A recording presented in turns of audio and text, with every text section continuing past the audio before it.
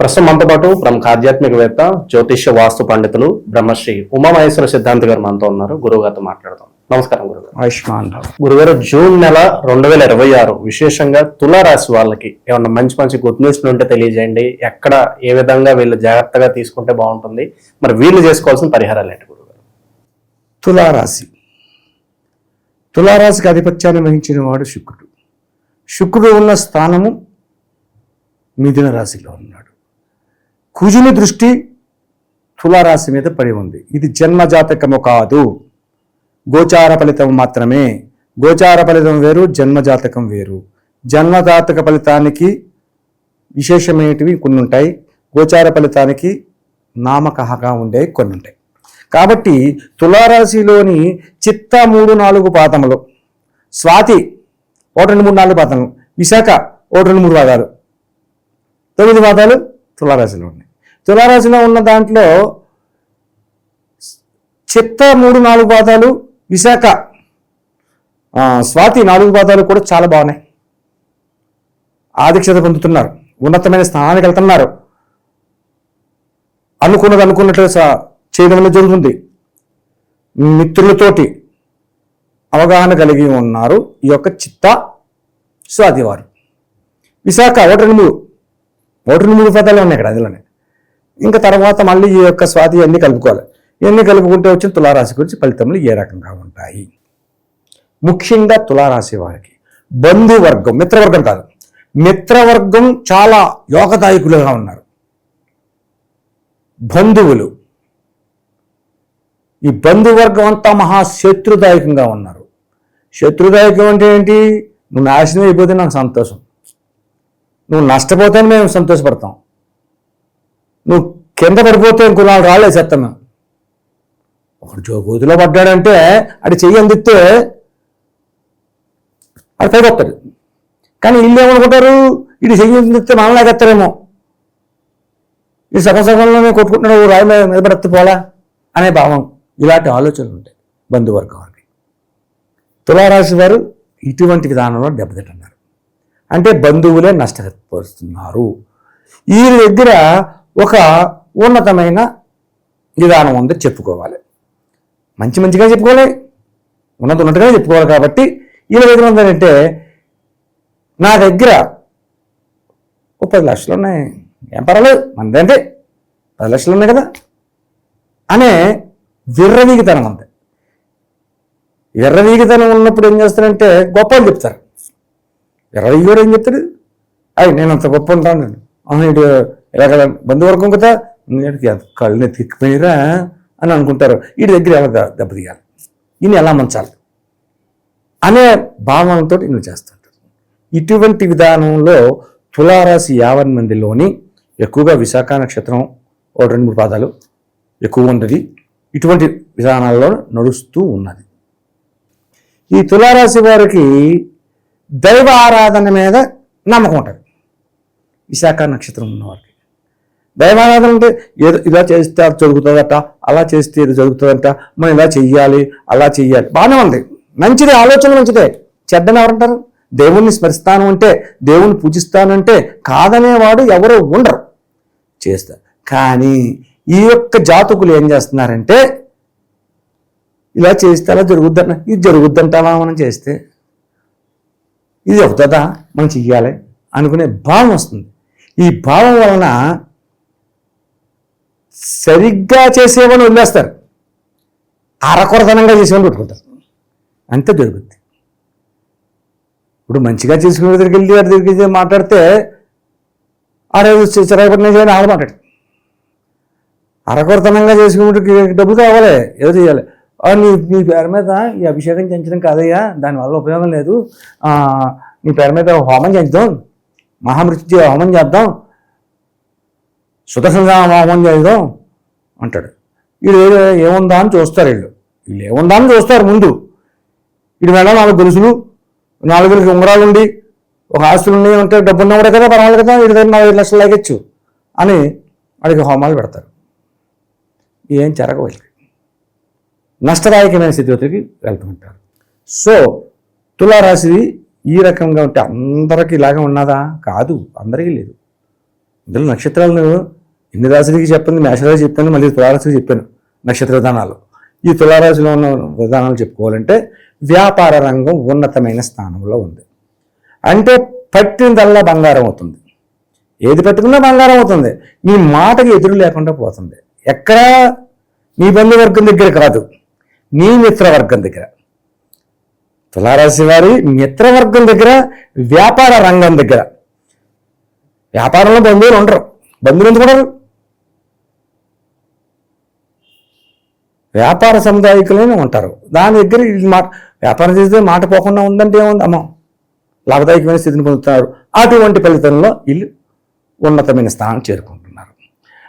అలాగే ఉద్యోగ రంగాన్ని తీసుకోవాలి. ఇక్కడ ఈ యొక్క తులారాశి వారి ఉద్యోగ రంగంలో సమతల్యంగా ఉందా, ఎక్స్ట్రాగా ఉంది. వీళ్ళకి విదేశ గమనాలు చేసే యోగ్యత కలుగుతుంది. ఈ యొక్క సమయంలో విదేశ గమనాలు చేసే యోగ్యత ఉంది. విదేశాలకు వెళ్ళాలి, వెళ్తారు, దాన్ని ఉంది. విదేశాలకు వెళ్ళి అక్కడ ఉద్యోగాన్ని సంపాదించవచ్చు, ఉన్నతమైన స్థానాన్ని సంపాదించవచ్చు. అటువంటి విధానం జరుగుతూ ఉంది. అలాగే ఉద్యోగ అన్వేషణలో ఉన్న వాళ్ళు ఉంటారు. చాలా రోజుల నుంచి ఉద్యోగం రాలేదండి, వస్తుంది అనుకున్నాం, రాలేదు అనుకునేవారు ఉన్నారు. కానీ ఈ యొక్క మాసం 8వ తారీఖు కాడి నుంచి, జూన్ 8వ తారీఖు కాడి నుంచి ప్రయత్నం చేయండి. 20 రోజులు అంటే 28 లోపు ఉద్యోగంలో ఉండిపోతారు. ఆ ఉద్యోగంలో మీరు నిలబడతారు. ఉద్యోగం కూడా చక్కని ఉద్యోగాన్ని సంపాదించుకునే స్థితిగతులు ఉంటాయి. అలాగే ఇది అధిక జ్యేష్ఠ మాసం అయినందువలన ఇందులోని తులారాశి వారిలో అంటే పెద్దవాడు ఉంటే కుమారుడు, ఇంటిలో కుమారుడు పెద్దవాడు ఉంటే ఈ అధిక జ్యేష్ఠ మాసంలో ఒక ఆస్తిని కొనడం కానీ, వివాహ ప్రయత్నం చేయడం కానీ, వ్యాపార సముదాయాన్ని నిర్మించడం కానీ అనుకోకూడదు. ఈ అధిక జ్యేష్ఠ మాసం వెళ్ళిన తర్వాత ఈ తులారాశి సంబంధించిన వారు నిజ జ్యేష్ఠ మాసంలో చేస్తే ఉన్నతమైన స్థానాన్ని చేరుకోవడం అనేది జరుగుతూ ఉంది. ఇటువంటి ఫలితంలో ఉంటే ముఖ్యంగా భార్యాభర్తల గురించి చెప్పాలి. ఇక్కడ తప్పదు.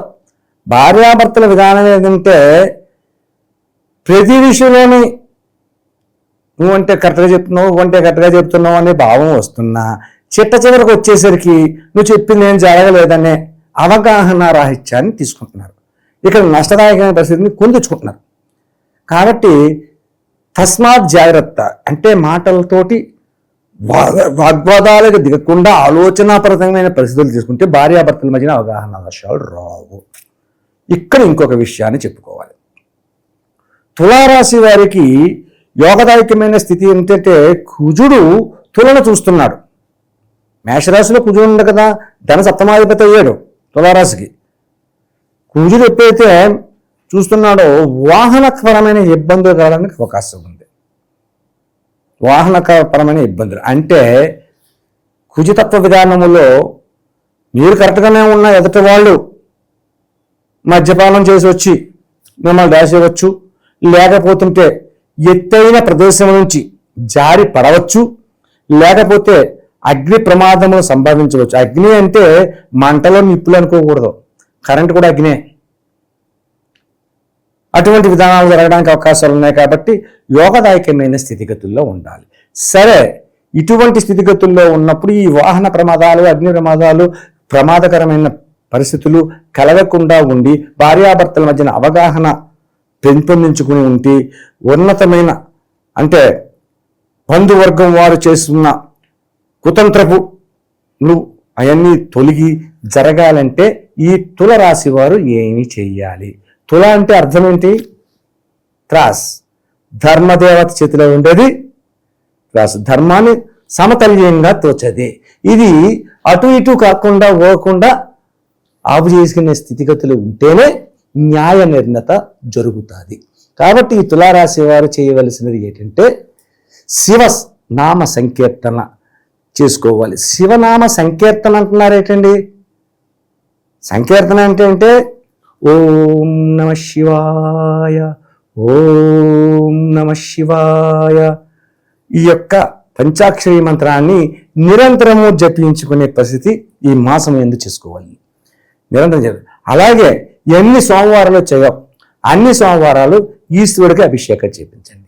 ఈశ్వరుడికి అభిషేకం చేయించిన తర్వాత ముఖ్యంగా సపోటా పళ్ళు అనేవి ఉంటాయి, ఇవి మనకు దొరుకుతాయి. అల్ల నేరేడు పళ్ళు దొరుకుతాయి. సపోటా, అల్ల నేరేడు ముఖ్యం.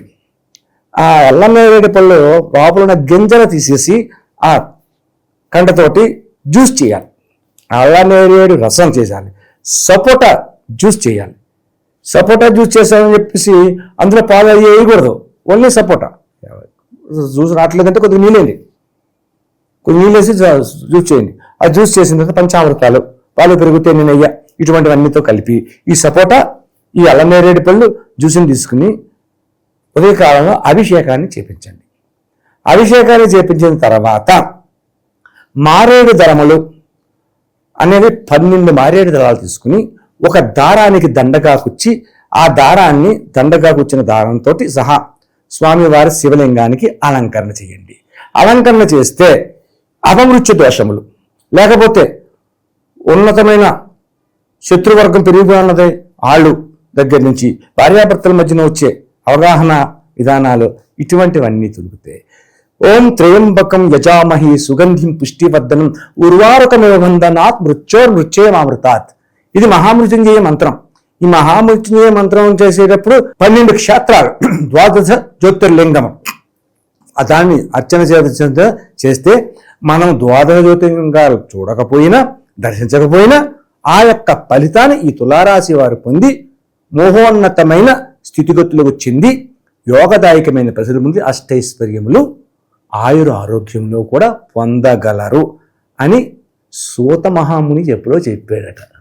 ఓవరాల్ గా ఈ మాసం వీళ్ళకి ఎలాంటి విశేషాలు జరగబోతున్నాయి, మంచి విశ్లేషణ అందించారు. ధన్యవాదాలు. మంచి విశేషాల్లో మనం చెప్పుకున్నవన్నీ కూడా మంచిగానే జరుగుతాయి. అంటే స్థితిపతిని పొందుతున్నారు ఇంకా.